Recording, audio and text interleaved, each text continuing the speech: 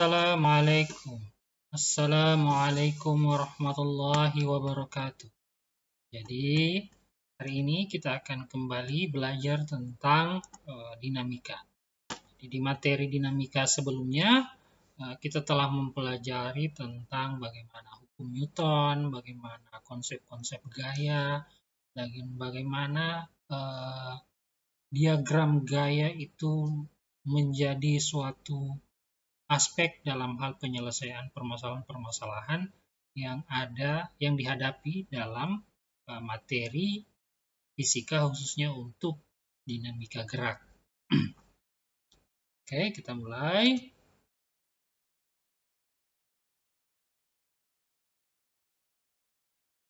Nah, dinamika. Oke, ini sudah. Kita lanjut ke bagian selanjutnya.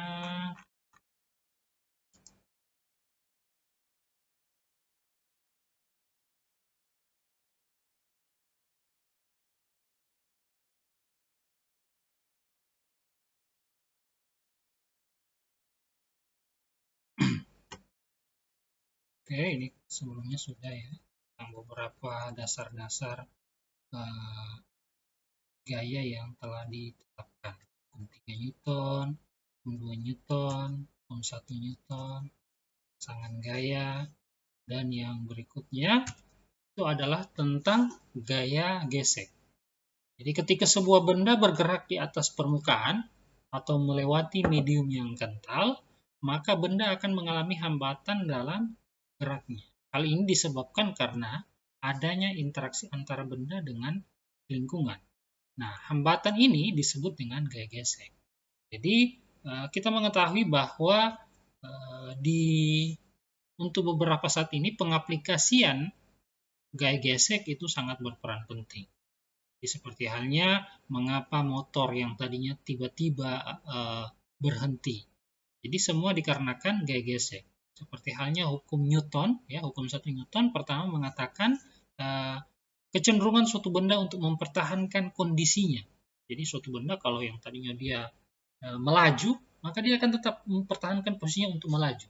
Nah, ketika dia akan berhenti dari posisi bergerak tadi atau melaju tadi, kemudian berhenti, maka tentu ada gaya luar yang bekerja. Nah, salah satunya ini adalah gaya gesek.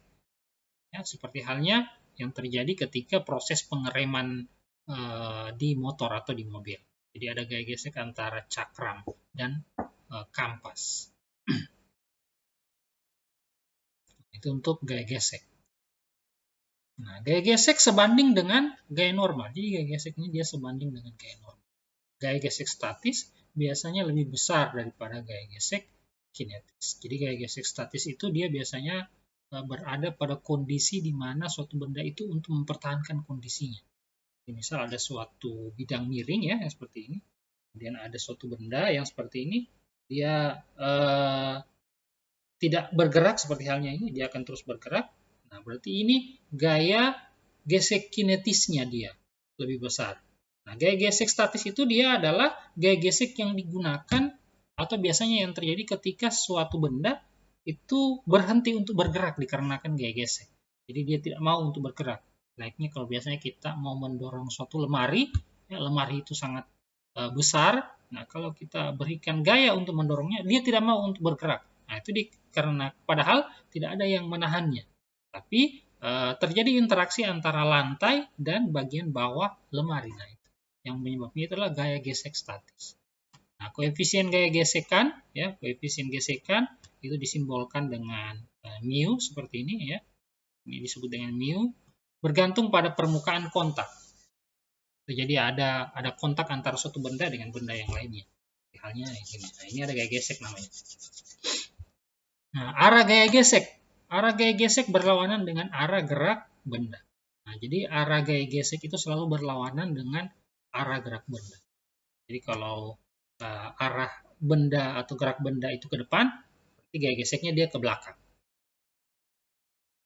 Itu pun sebaliknya. Jadi kalau bendanya untuk mundur ke belakang, berarti gaya geseknya dia ke depan, bendanya mundur.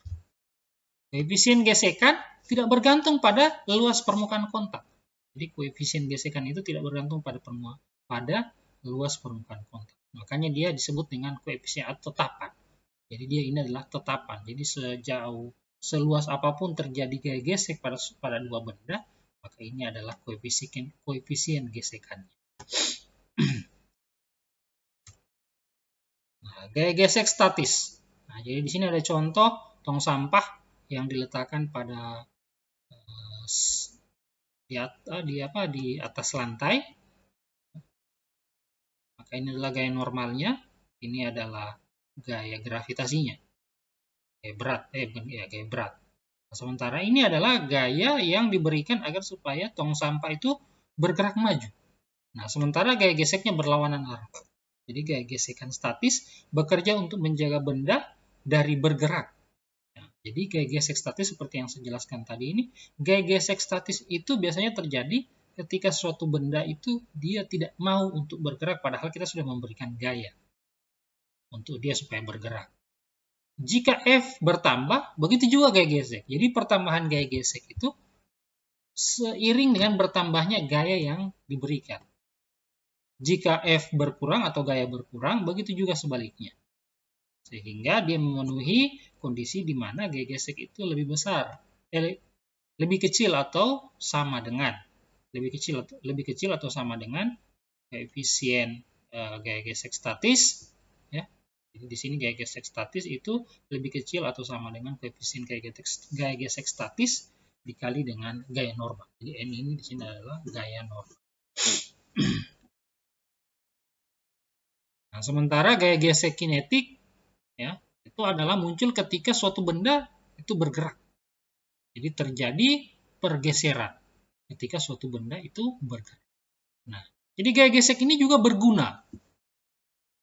Seperti halnya yang kita temui pada MotoGP yang sering biasanya kalau penikmat MotoGP, nah, kalau kita melihat biasanya para pembalap itu melakukan survei terlebih dahulu terkait dengan lintasan.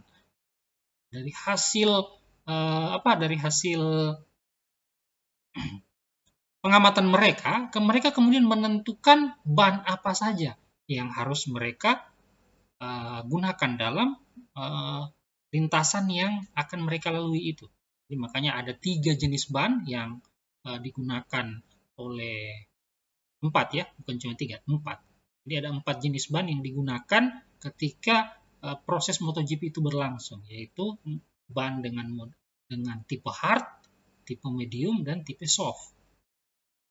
Jadi ketika dia berhadapan dengan trek yang panas, maka dia akan cenderung untuk menggunakan ban yang hard agar supaya tidak cepat mengalami pengikisan ban. Jadi kinerja ban di sini, pemilihan ban ini kalau disebutkan para ahli merupakan salah satu pendukung atau faktor mengapa seorang pembalap MotoGP itu mendapatkan kemenangannya. Nah, salah satunya adalah pemilihan ban. Pemilihan ban yang tepat dengan kondisi trek yang telah diamati. Nah, jadi gaya gesek ini juga berfungsi. Seperti halnya ban-ban yang telah kita gunakan itu merupakan gabungan, jadi ada sudah ulirnya. Nah, seperti halnya di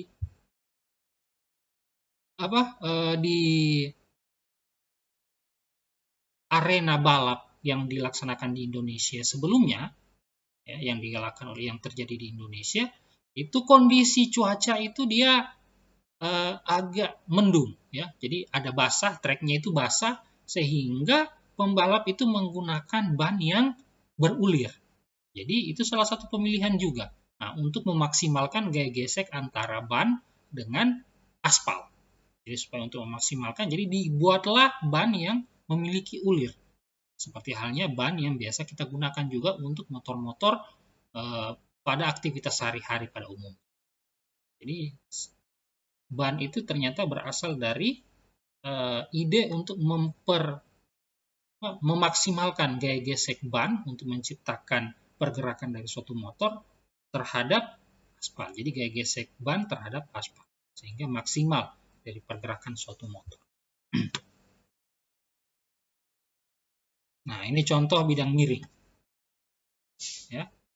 Dipilih sistem koordinat, jadi contoh bidang miring, ya. Ini ada suatu benda. Jadi pertama tekniknya itu selalu menggunakan huruf tambah. Nah, ini pada bidang miring. pilih sistem koordinat dengan sumbu X. Sistem koordinatnya adalah sumbu X. Ya, karena sistem koordinatnya sumbu X begini, seharusnya dia dari kanan ke kiri begini, tapi karena bidangnya miring berarti dia begini. Dan sumbu Y, sumbu Y-nya juga begini. Jadi dia selalu membuat sumbu X dan sumbu Y dulu. Yang tegak lurus, bidang miring. Tegak lurus terhadap bidang miring. Jadi dia harus tegak lurus. Jadi ini kan kalau dia lurus, itu seharusnya dia seperti ini. Dia punya, saya gambarkan dulu. Nah, kalau dia seharusnya itu, kalau dia lurus, dia seharusnya seperti ini. Dia punya garis track ya untuk sumbu X. Dan sumbu Y juga dia seharusnya lurus. Tapi dikarenakan ini dia miring, ya bidangnya miring, jadi dia harus seperti ini. Nah.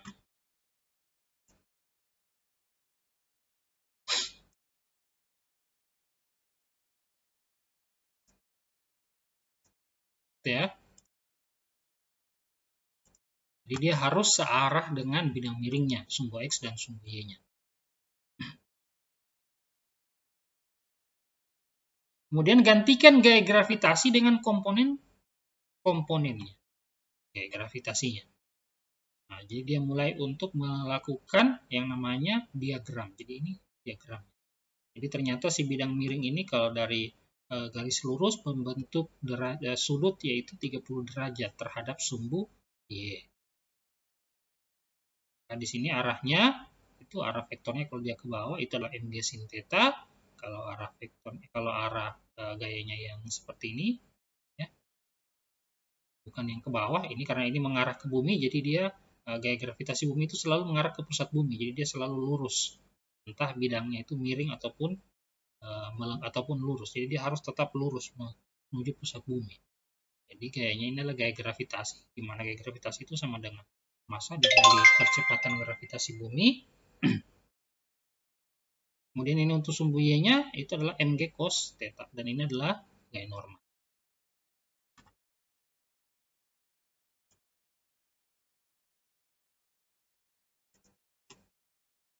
Nah, problemnya, seorang anak menahan tali.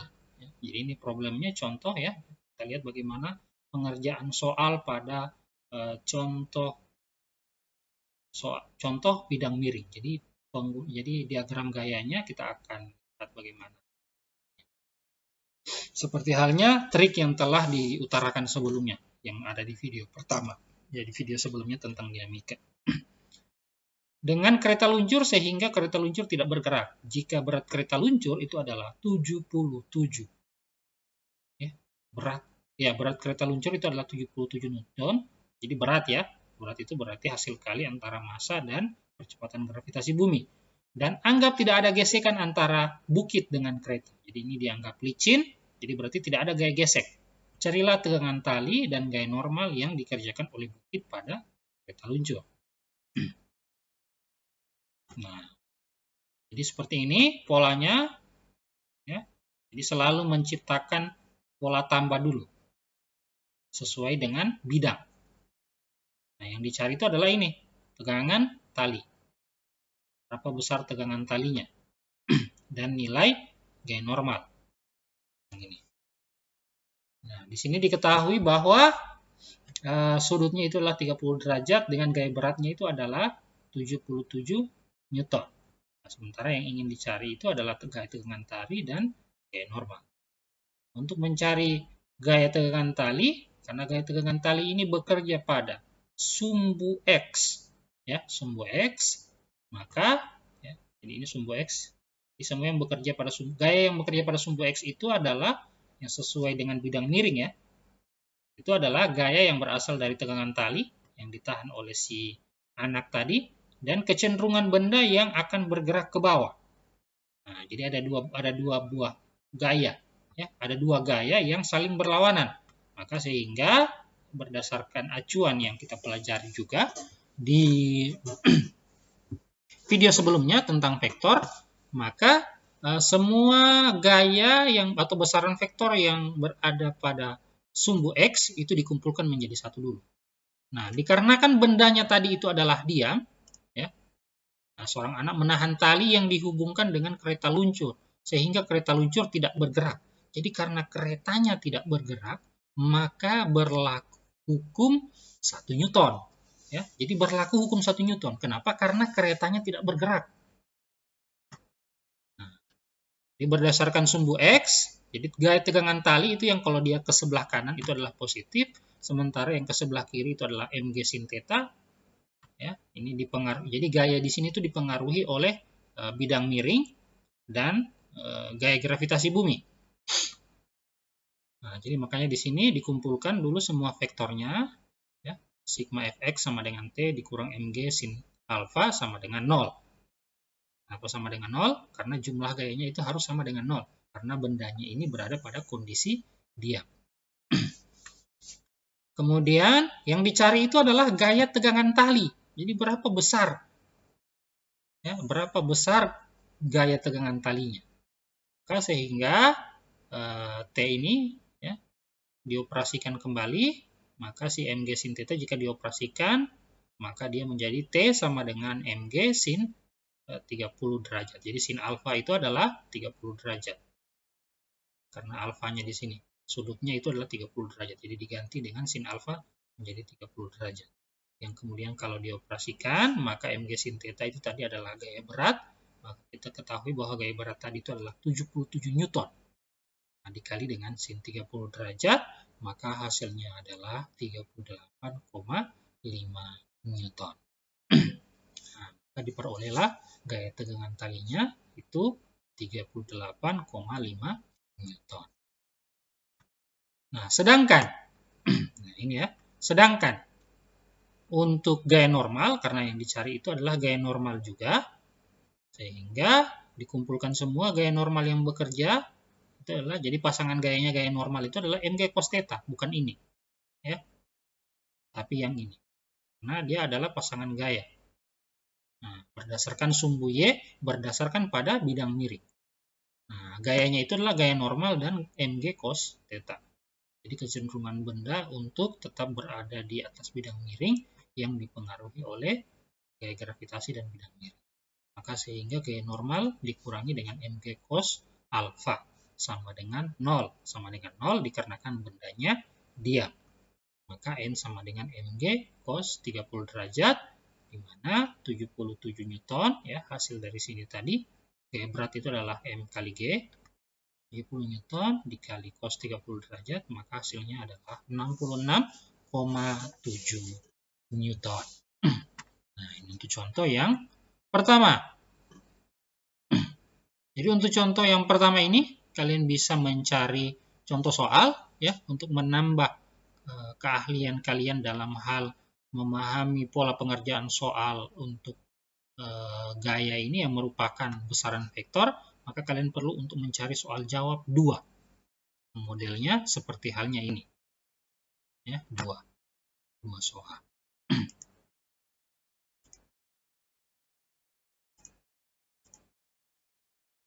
Nah, ini ada sebuah, jadi ada 2 buah benda yang saling berhubungan dengan katrol. Ya, jadi ternyata bisa juga untuk yang benda yang seperti ini.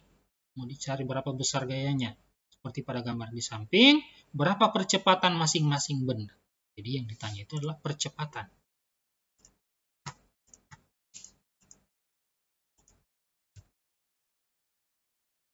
Jadi pertama dulu diuraikan gaya-gaya yang bekerja.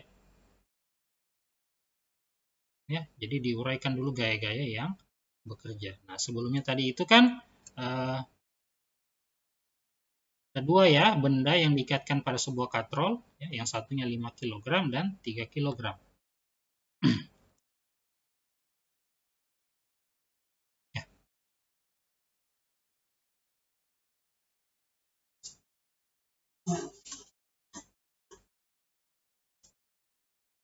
Nah, jadi karena bendanya ini bergerak, maka yang berlaku itu adalah hukum 2 Newton.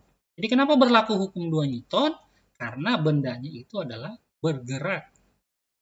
Yang disuruh cari itu adalah berapa percepatannya. Maka sigma F sama dengan M kali A. Sigma F ini adalah jumlah gaya yang bekerja.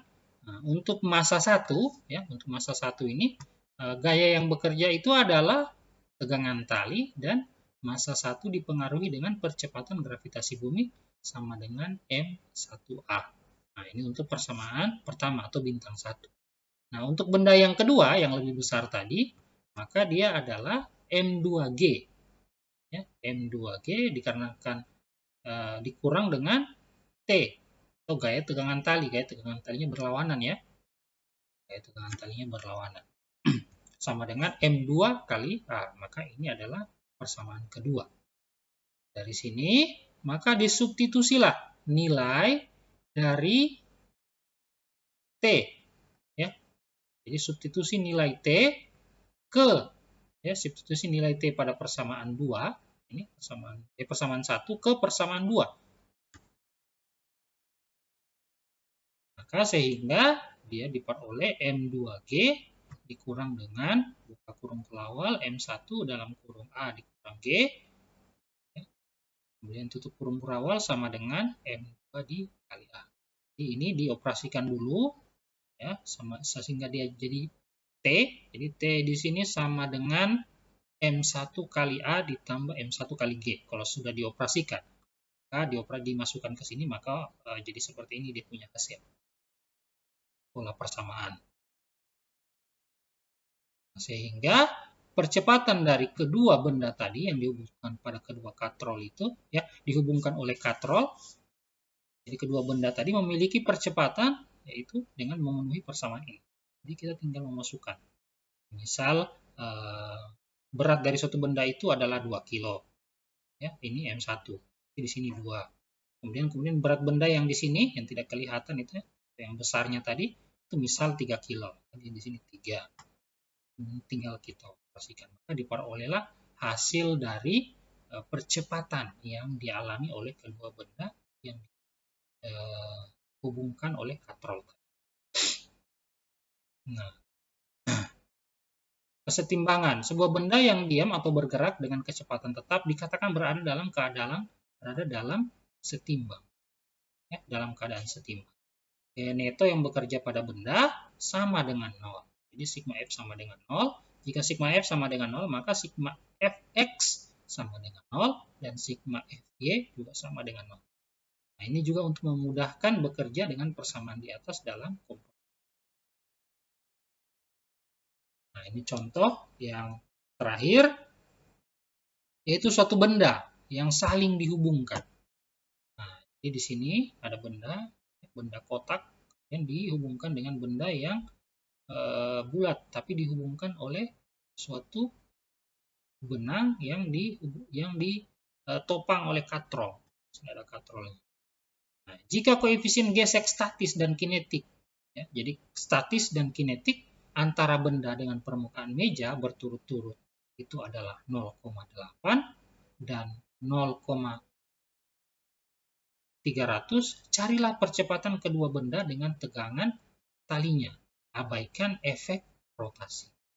Jadi nilai koefisiennya itu adalah 0,8 dan 0,3 antara koefisien gesekan statis dan kinetik. Jadi statisnya 0,8, kinetisnya 0,3.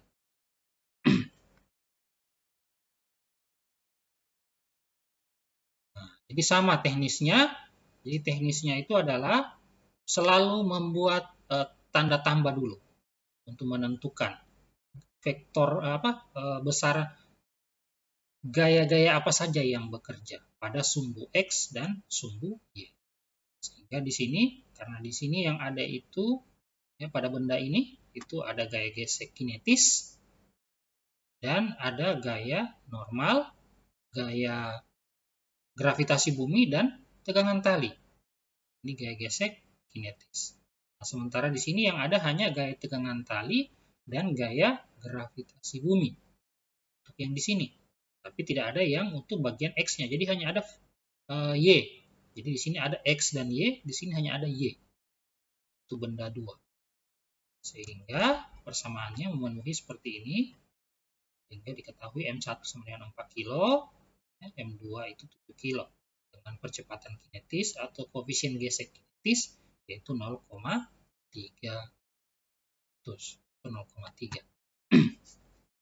Jadi pertama kita harus menguraikan gaya-gayanya dulu berdasarkan sumbu X dan sumbu Y.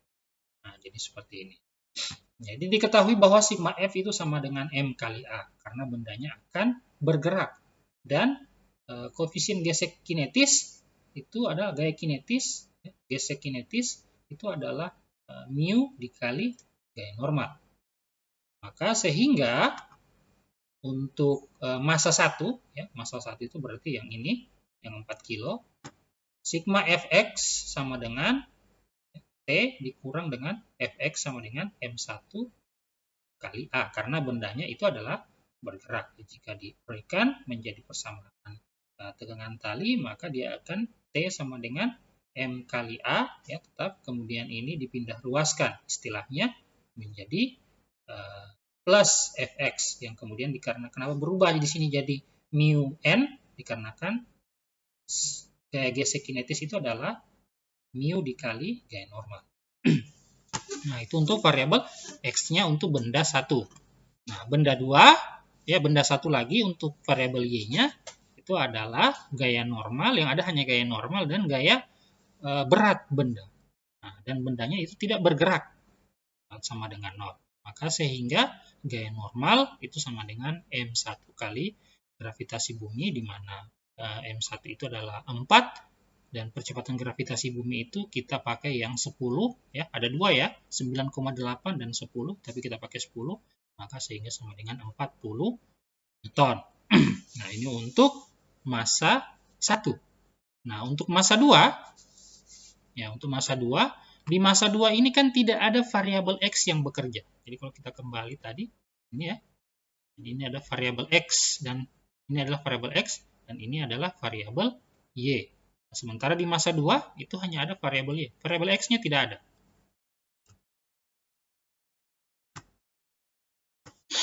Nah, sehingga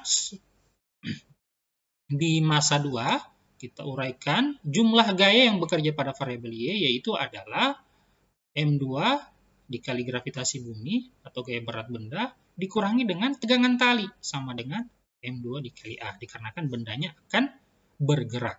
Ya, berdasarkan sumbu Y, bendanya ini akan bergerak.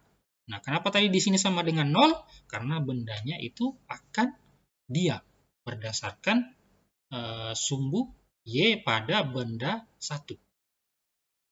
Sementara pada benda 2 dia akan bergerak.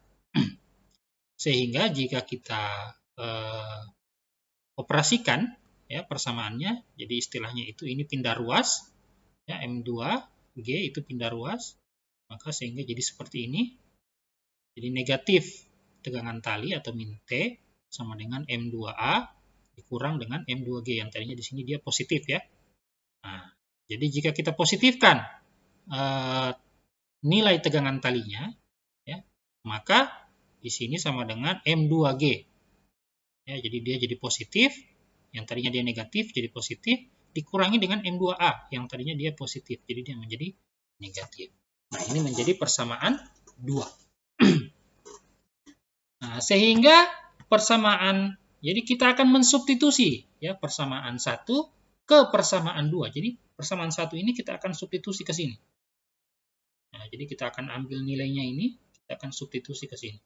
Untuk mencari nilai percepatan, karena yang dicari tadi itu adalah berapa besar percepatan dan gaya tegangan tali. Maka sehingga M2G di sini, jadi yang tadinya ini persamaan 2, T-nya itu berganti dengan nilai yang ada pada ini persamaan 1, ya, persamaan 1 M1A ditambah dengan mu n.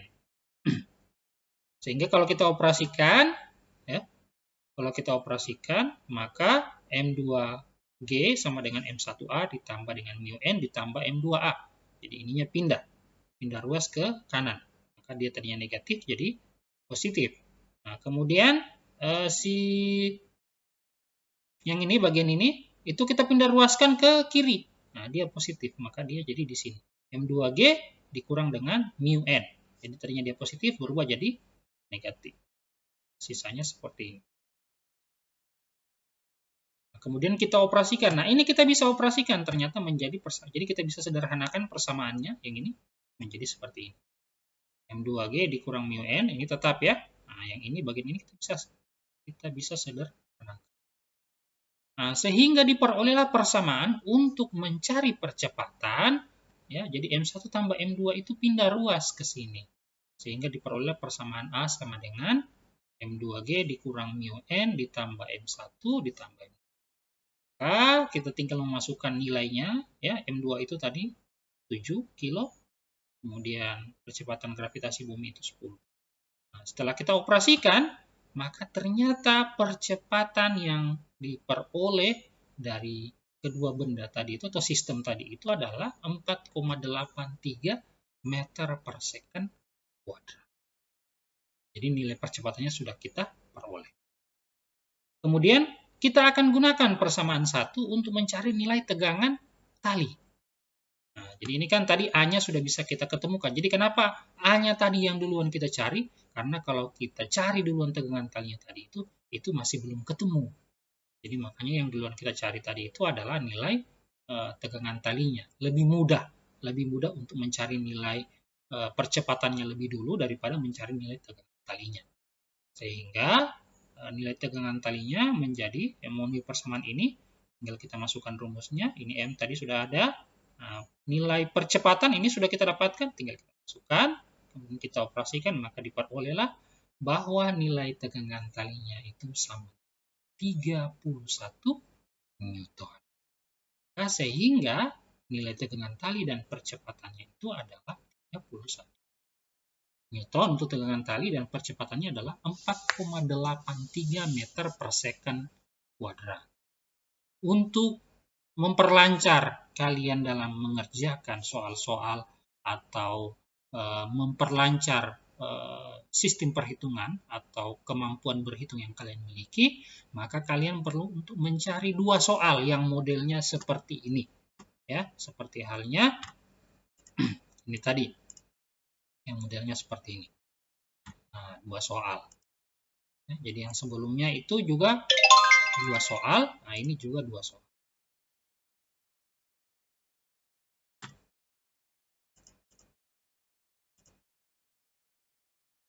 Ya, semoga informasi ini bisa menambah wawasan kalian dalam memahami bagaimana mengerjakan soal-soal dalam hal dinamika gerak, ya, dan juga bisa menambah wawasan kalian dalam hal memahami dinamika gerak yang ada pada benda.